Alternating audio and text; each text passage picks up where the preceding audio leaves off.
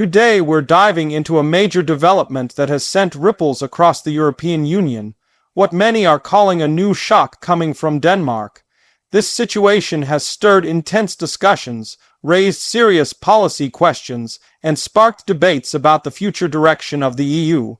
In this video script, we'll explore what happened, why it matters, and what it could mean for Europe moving forward. The paragraphs will stay short and direct, so the flow stays easy to follow, and the full script will remain natural, engaging, and informative. Denmark has always been known for taking a distinctive approach within the EU. It isn't a country that simply follows along with the majority.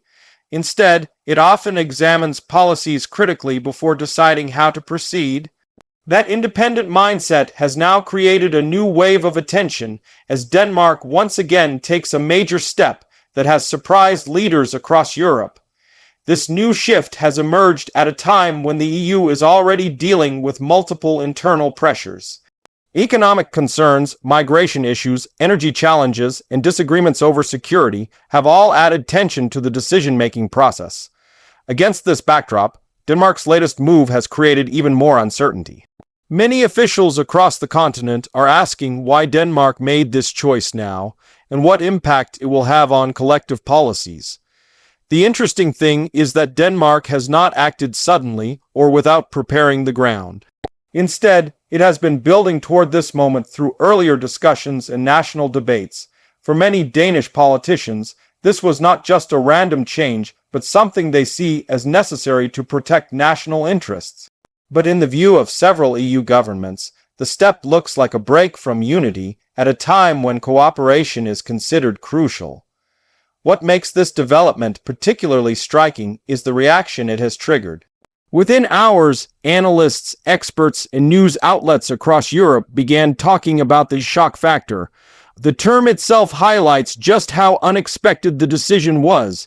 Even countries that often align with Denmark expressed surprise at how bold and decisive the move was.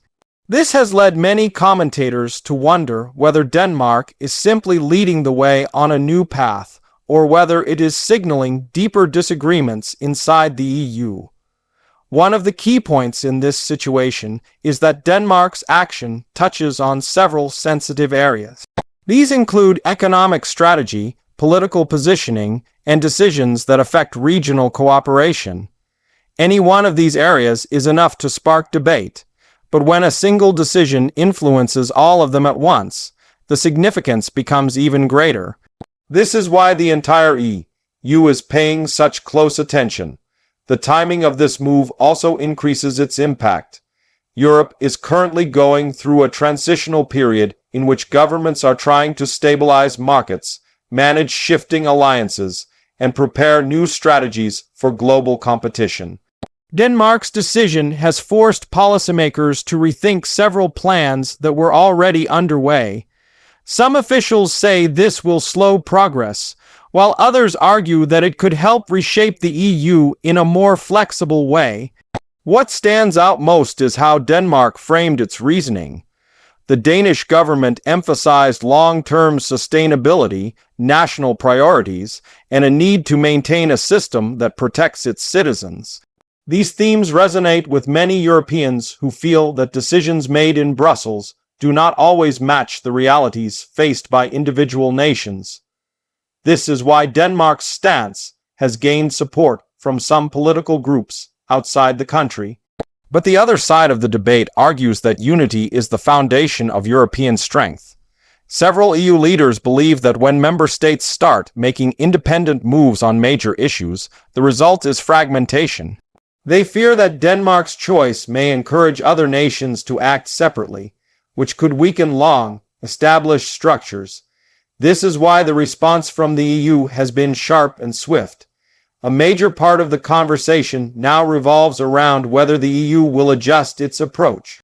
Some experts believe this moment could mark the start of a more flexible Europe, one where countries are allowed greater freedom to tailor policies according to their national interests.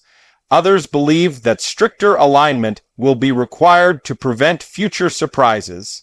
This ongoing tension forms the heart of the debate that Denmark has triggered. As we continue examining the situation, it's important to understand how Denmark generally interacts with the EU.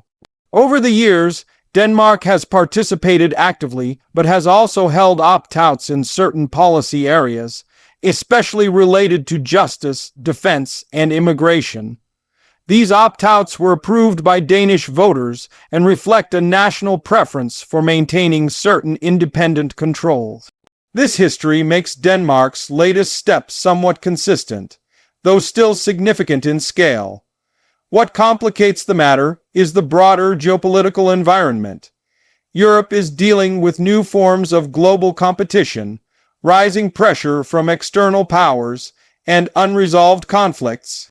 Each member state is trying to balance national security with regional commitments. Denmark's move is therefore not happening in isolation. It is happening within a global environment full of shifting priorities. This makes the consequences even more important. In many ways, Denmark's action has forced a deeper conversation about what the EU future should look like. Should it move toward greater centralization and collective decision-making? Or should it move toward a model that allows more flexibility for individual nations? These questions were already being discussed quietly, but Denmark has brought them into the spotlight. Another aspect gaining attention is public reaction. Across Europe, citizens have mixed feelings about the development. Some see Denmark's step as courageous, a country standing up for its own needs.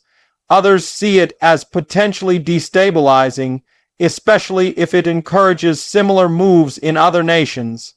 Public opinion plays a major role in the EU direction, and this moment reveals just how divided many societies are. Economically, the shock has raised concerns about possible shifts in trade, investment, and regulatory alignment. Even small disruptions in these areas can have large impacts across the region. Businesses depend on predictable rules, and Denmark's decision could introduce new uncertainties. At the same time, some investors see this as an opportunity for new strategies, especially if it leads to changes in the EU internal structure. Politically, the situation has opened up debates within Denmark as well as among other EU countries. Opposition leaders in some states argue that Denmark's move highlights the need to revise EU rules. Others use it to warn against future fragmentation. Inside Denmark, supporters claim the decision strengthens national autonomy, while critics worry it may affect alliances. These competing views show that the shock is not just a policy issue. It is a symbol of shifting political landscapes. As the EU discusses how to respond, there are growing calls for dialogue.